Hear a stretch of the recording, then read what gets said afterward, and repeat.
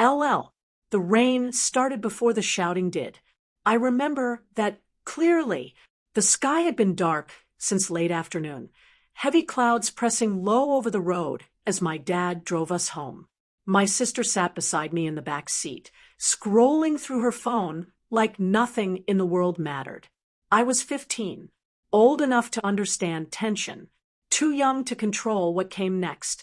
Did you take it? My sister suddenly asked. I looked at her. What? My bracelet, she said, louder this time. It's missing. I frowned. I didn't take your bracelet. She rolled her eyes like she had already decided I was lying. You were in my room earlier. I was looking for my charger. I said. Dad glanced at us through the rearview mirror. What's going on? He asked. She took my bracelet. My sister said immediately. I didn't. I replied. Mom turned slightly from the front seat. Then where is it? She asked. I don't know, I said, my voice tightening. The rain grew heavier, tapping loudly against the car windows. My sister scoffed. Yeah, right. Dad's grip tightened on the steering wheel. We're not doing this again, he said. Again. That word hit harder than anything else, because it meant one thing. They already believed her. I didn't take it, I repeated, quieter this time. But it didn't matter. It never did. My sister had always been the one they trusted. Better grades, better attitude, better everything. And me, I was the difficult one. The one who argued. The one who got blamed first. The car slowed as we turned onto the long road leading toward our house. Rain blurred the headlights ahead. Search her bag, my sister said. I felt my chest tighten. No, I said. Why not? She snapped.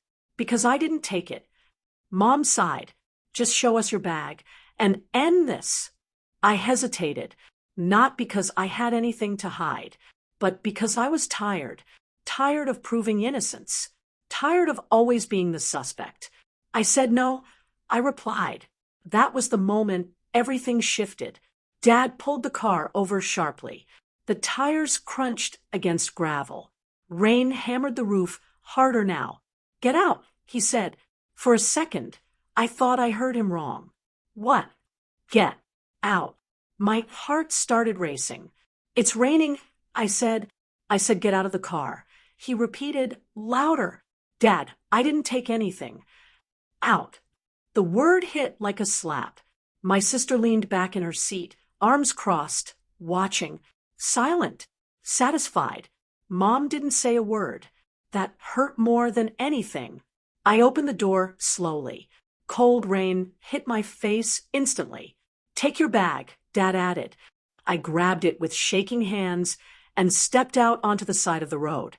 Before I could say anything else, the door slammed shut. The car pulled away, and just like that, they were gone. I stood there for a few seconds, frozen. Rain soaked through my clothes within moments. The road stretched empty in both directions. No houses nearby, no street lights, just darkness and the sound of the storm. At 15, you don't think clearly in moments like that. You just feel shock, anger, fear. I started walking. I didn't even know where I was going. Home was still miles away, but standing still felt worse. The wind picked up, pushing rain sideways into my face. My shoes slipped slightly on the wet ground. I hugged my bag close to my chest. Minutes passed, or maybe longer. Time felt strange out there. At some point, the fears started turning into something else. A realization. They hadn't just gotten angry. They had chosen her. Again. And this time, they left me behind for it. Headlights appeared in the distance. I froze. A car was coming. For a moment, I hesitated. Should I step aside? Should I hide? But the car slowed as it approached. Then it stopped beside me. The window rolled down. A man in his late 30s leaned slightly toward the passenger side. You okay? He asked. His voice was calm, not suspicious, not rushed, just concerned. I didn't answer immediately. I didn't know if I should trust him. He looked at me carefully. "You shouldn't be out here in this weather," he said. "I'm fine," I replied automatically. He glanced down at my soaked clothes. "No, you're not." Silence stretched between us. Then he asked the question that mattered. "Where are your parents?" I swallowed. "They left." His expression changed slightly. Not shock. Something quieter. Understanding. "Get in," he said. I hesitated again. Every warning I had ever heard about strangers ran through my mind. But so did the reality around me. Cold. Dark. Alone. The rain wasn't stopping. And neither was the shaking in my hands. He seemed to notice. "I've got a daughter your age," he added gently. "I'm not going to hurt you." I looked at him for a long moment. Then slowly, I opened the car door. Warm air hit my face instantly. I sat down, dripping water onto the seat. He handed me a towel from the back. "Here," he said. "Thanks," I muttered. He pulled the car back onto the road. For a few minutes, neither of us spoke.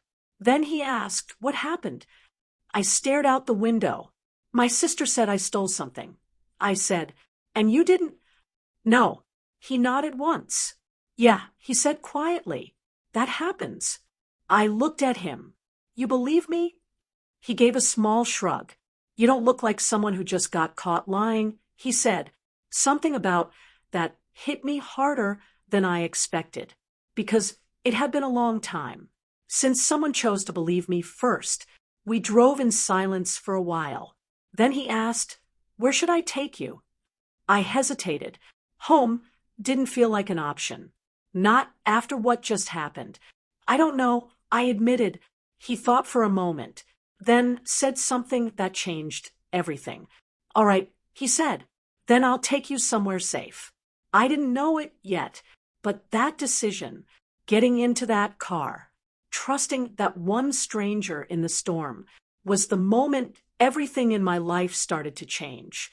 Because years later, when my father saw the man who had picked me up that night, his hands didn't just shake from guilt. They shook because he realized one thing too late. The person who saved me was someone he should have recognized. He didn't take me home. Instead, he drove to a small, well-lit roadside cafe that was still open despite the storm. The kind of place where truck drivers stop late at night. "Come on," he said. "You need to warm up." Inside, the air smelled like coffee and fried food. He ordered tea for me and sat across the table without asking too many questions. That mattered. After a few minutes, he made a call. "Hey, yeah, it's me," he said quietly. "I've got a kid here. Long story, can you come down?" I didn't understand at the time, but about 20 minutes later, another car pulled up outside. And when the man who walked in saw me, he stopped mid-step because he knew exactly who I was.